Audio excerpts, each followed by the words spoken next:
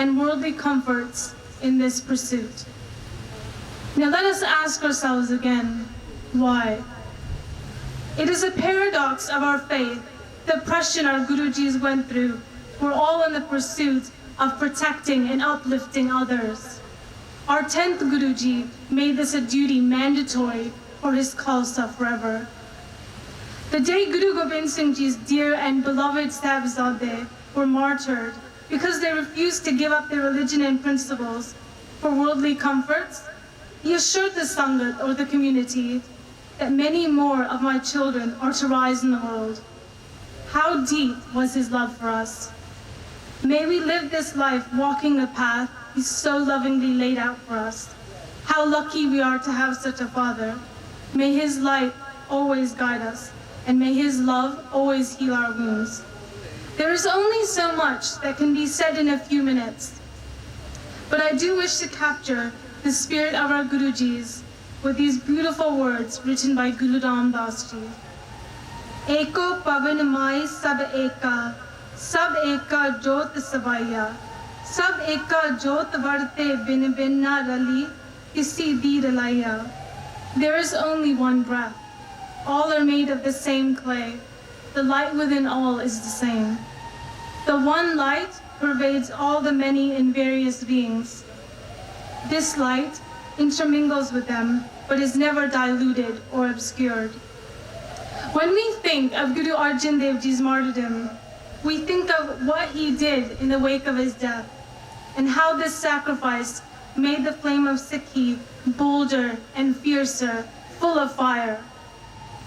Perhaps it was this strength, this undying spirit of our society at the time, that created fear in the tyrants, causing them to wage killings of thousands of innocent people, ban any sense of chivalry or culture, and try to make extinct a people that were only just born. It is for this reason we have been trained and given our kathars, our unshorn hair, a representation of our majestic tradition, and the kirpan, a signifier of nobility and duty to defend the poor, innocent, and the weak. Guru Har Gobind Ji sponsored the cause of the downtrodden masses of the time and provided leadership to the oppressed people of India. In this struggle, he fought 6 battles with the tyrannical rulers. People came to him and joined his forces because they felt no one else had the power to stand up to them. Today, 2005, the ideas our Gurujis put forth are still prevalent in the global society. Racism still exists all over the world. Women continue to face discrimination in the workplace and at home. Political tyranny continues to prevail over many nations. And there isn't a day that newspapers don't flash headlines of child abuse, prostitution, or violence. These are relevant wherever we are in the world. When tyrants told Guru Gobind Singh Ji that the dastar, or the turban, the carrying of a sword, or shastar, and unshorn hair are reserved strictly for royalty, he proudly crowned all of us, his sons and daughters of divine royalty. Today, we see people of all ages, races, and genders adorning the crown and dedicating themselves to the spirit of the Guru's teachings, Gurmat. Here in the UK, the past few years, we have seen a revival in classical Gurmat Sangeet, even bringing in instruments that musicologists termed extinct at one time. We see the practice of martial arts by both sexes, young and old, numerous charity work and relief efforts. We see mothers serving on our Gurdwara committees and holding positions of responsibility in communities and the workplace. We see our young men and women going to exceptional universities, beginning their long journey on the road ahead, as paved by our forefathers with their economical and socio-political success, which have contributed to both Sikhs and the country at large. The next few speeches will shed light on the contemporary history of Sikhs and the persecution they went through. I hope that we have all been able to find some answers in the last few minutes. and continue to have faith in the noble deeds and teachings our Gurujis too had faith in. Why Guruji ka Khalsa, why Guruji ki Fateh.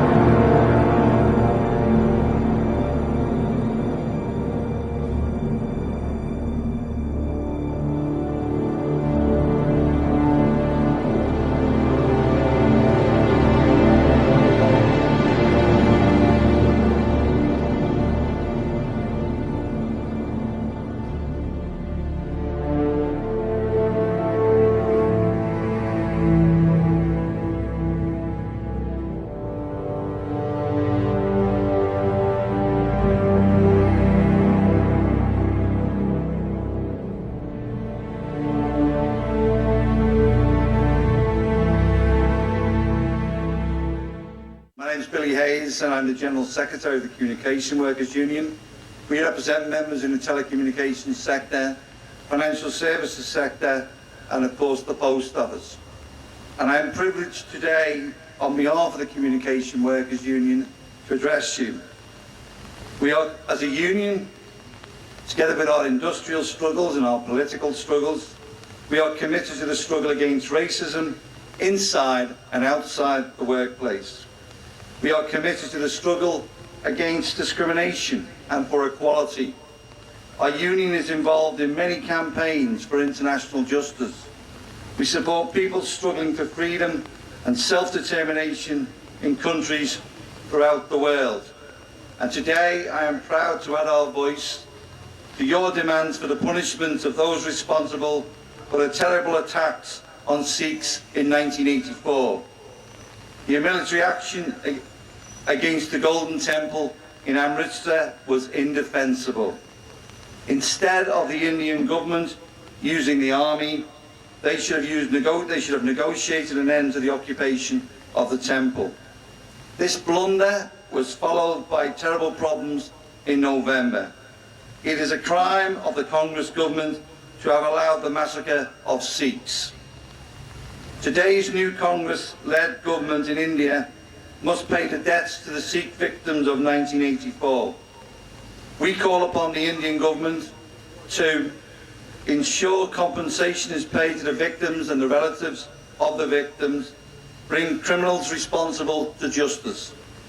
These are modest demands, but we must struggle to have them met. The attack upon Sikhs are a direct contradiction to the legacy of the struggle for Indian independence. From 1857 to 1947, there was a dream that a free, independent India would hold a place for all peoples, regardless of class, caste, or creed. The independence movement was a beacon with a promise of unity and diversity. The independent state of India was a model of tolerance for the rest of the world.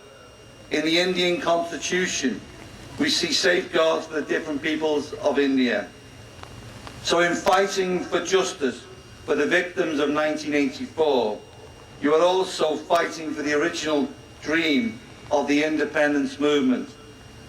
I must also add it is important that we struggle for unity and diversity in Britain today, more so than ever. Following the terrible events in London of July 7th this year, there were those who want to campaign against multicultural Britain.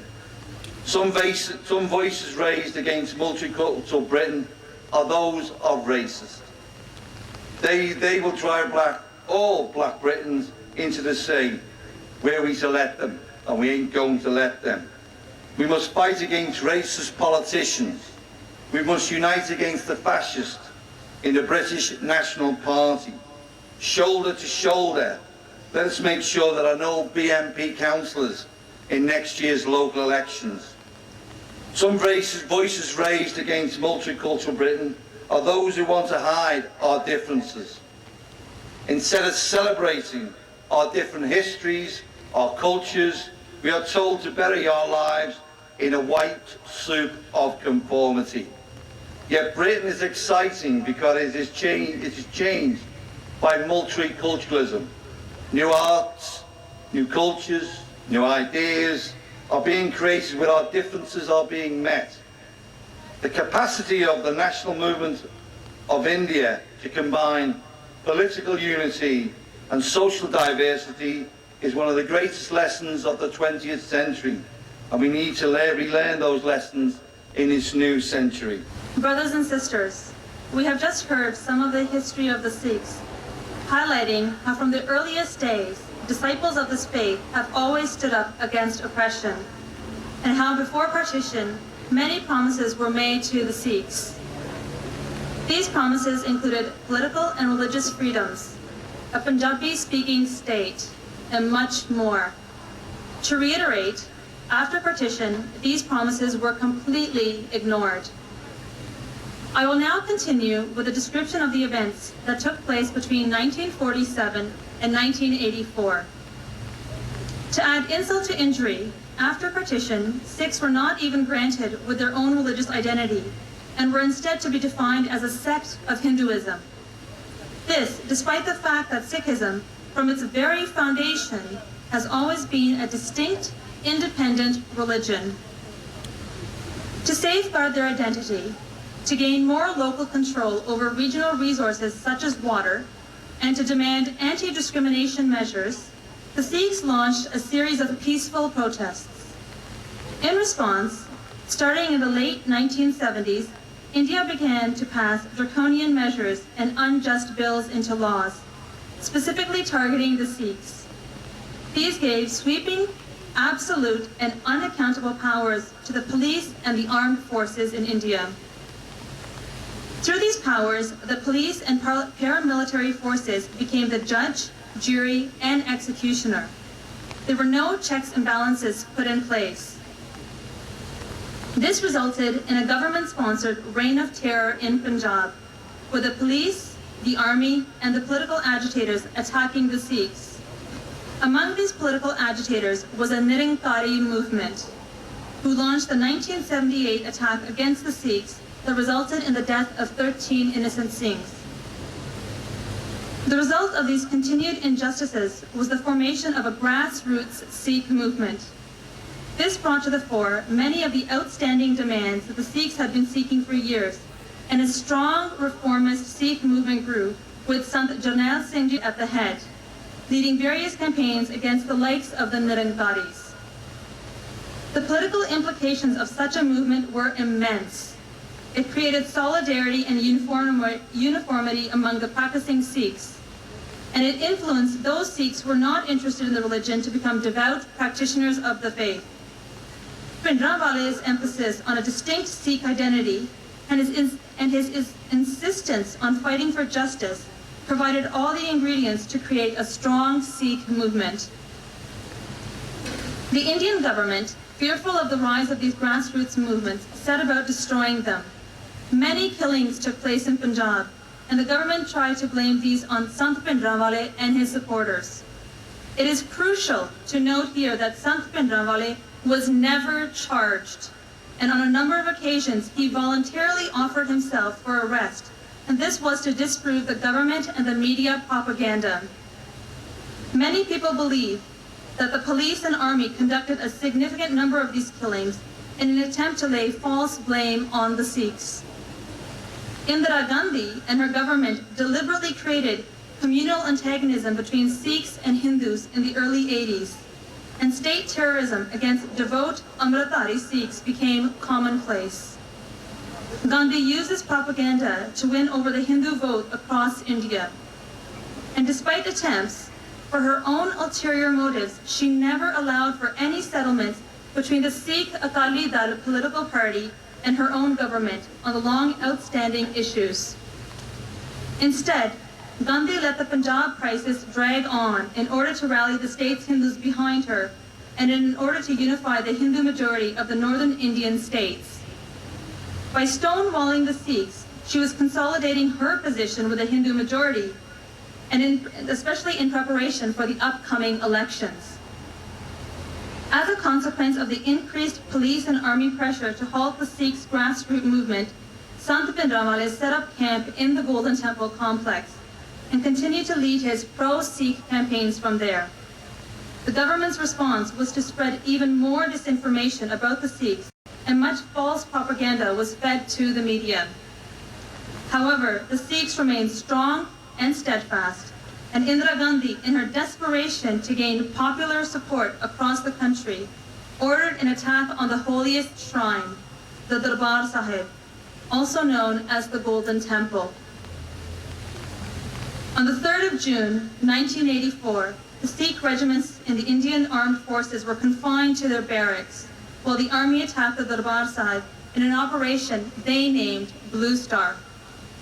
The attack took place on the day of the anniversary of the martyrdom of the 5th Sikh Guru, Shri Guru Arjan Dev Ji, when thousands upon thousands of innocent people were present in the Golden Temple complex, paying their respects. The Indian Army numbered some 70,000 soldiers. They attacked using tanks, helicopters, and heavy artillery. The Shri Akal Takht, one of the Sikh thrones, was completely desecrated, and much of the complex was badly damaged, including the destruction of the priceless Sikh Reference Library. The Sikh Reference Library housed many irreplaceable collections of books, manuscripts, and artifacts. In addition, thousands of innocent people were murdered in cold blood during the attack. Sikhs were lined up and shot. Men had their turbans removed, and these were used to tie their hands behind their backs before they were executed. The Indian Army did not even spare the women, the children, the elderly.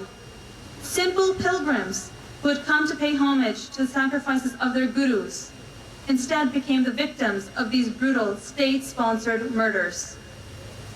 The government claimed that the attack was designed to flush out what they classed as Sikh terrorists, who need to bear in mind a number of factors.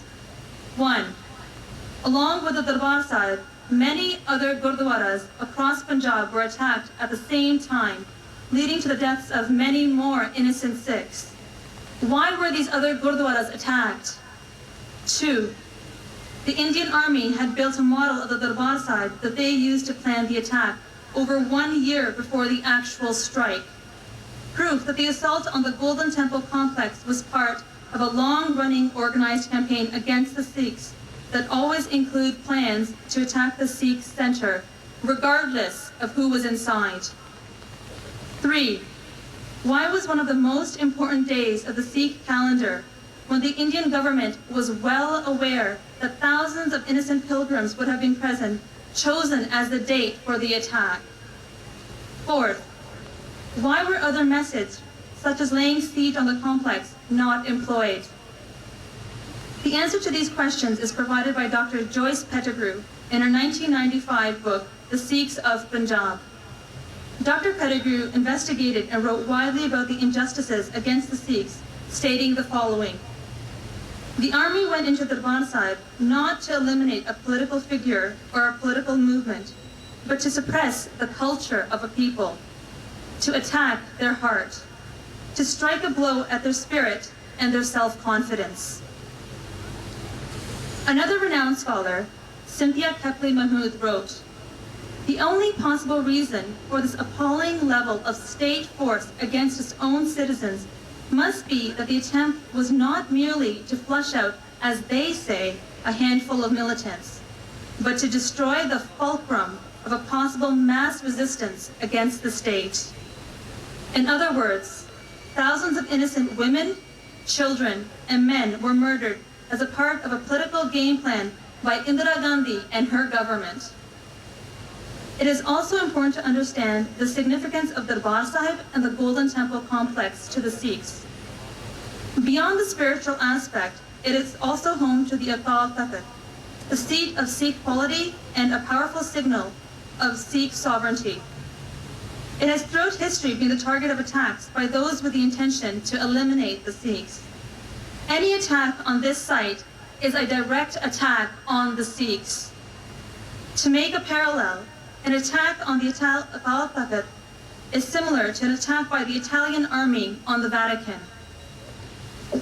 As if there had not already been enough death and destruction, immediately after the attack, the government launched Operation Woodrose, in which the Indian Army sought to eliminate all Amritaris, meaning initiated members of the Sikh faith, across the villages of Punjab. Bathjeet, the Indian Army's bulletin, made an appeal to all soldiers in June 1984 as follows: any knowledge of the Amritaris, who are dangerous people and pledged to committing murder, arson, and acts of terrorism, should be immediately brought to the notice of the authorities. These people may appear to be harmless from the outside, but they are basically committed to terrorism. In the interest of us all, their identity and whereabouts must always be disclosed. During Operation Woodrose, the police and army rounded up thousands of young Sikhs and beat and tortured them in custody. Many young Sikhs lost their lives during this period as the police and army arranged fake encounters, and disappearances of Sikhs became much commonplace, especially those individuals that were involved in investigating human rights abuses against the Sikhs. And on the morning of October 31st, 1984, Prime Minister Indira Gandhi was shot dead by 2 Sikh security guards in New Delhi. The assassination triggered organized violence against Sikhs across India. In the words of Khushwant Singh, on the night of October 31st, politicians belonging to the ruling Congress Party met to decide how to teach the Sikhs a lesson they would never forget. Ram N. Kumar describes the nature of organization of these state-sponsored pogroms against the Sikhs as follows. Early next morning, hordes of people from the suburbs of Delhi were transported to various localities in the city where the Sikh population was concentrated. The mobilization suggested backing of an organization with vast resources. The criminal hordes carried crude weapons and combustible materials, including kerosene for arson. They were also supplied with lists of houses and business establishments belonging to the Sikhs in various localities. The government-controlled television Doordarshan and the All India Radio began broadcasting provocative slogans seeking bloody vengeance. Khoon ka badla, khoon se lenge. Blood for blood.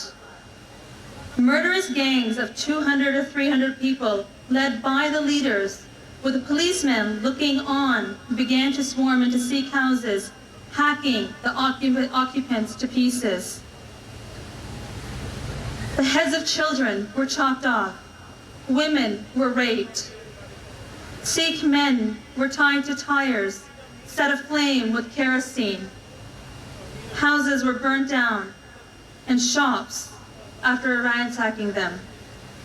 In some areas, the Sikh families grouped together for self-defense. The police officials then arrived to disperse them. Force was used when persuasion did not work. Khushwant Singh realized what Jews must have felt in Nazi Germany. He concluded, the killings assumed the proportions of a genocide of the Sikh community. In the days following the assassination, thousands of Sikh men, women, and children were murdered, and hundreds of Sikhs' homes, businesses, and gurdwaras were looted. It is apparent that much of this violence appears to have been planned and organized by the government leaders who not only supplied the details of where the Sikhs lived to the rampaging mobs, but also took part themselves in the lootings. Rajiv Gandhi, son of the Prime Minister, told people to go and take revenge. No turban should be seen. Police officers were calling up residents and driving around in jeeps equipped with loudspeakers, telling the population that trainloads of Hindu bodies were arriving, that the Sikhs were poisoning the Delhi's water supplies. There was deliberate spreading of false propaganda against the Sikhs to whip the mobs into a frenzy. A large percentage of the mobs were transported in from outside the Delhi neighborhoods where the rioting actually took place. This included groups of armed men. In the areas that were the most affected, the mobs were openly led by the local Congress I party politicians. At the same time, the Sikhs in the Delhi police force were withdrawn, and the Sikh soldiers in Delhi were disarmed and confined to their barracks. The remaining police not only stood aside and watched as people were murdered, but actively participated in the lootings and killings as well. Even after repeated pleas by various opposition members of parliament to the government to bring the army to help restore peace, no action was taken until November the 3rd, 1984. The actual attacks that took place were horrific. All across India, Sikhs were attacked, Gurdwaras were destroyed, and Shri Guru Granth Sahib, the Sikh holy scriptures, were defiled. Women were raped. Sikh men had their hair forcibly cut from their heads and their faces. Even children were not spared. Many of the victims were burnt alive.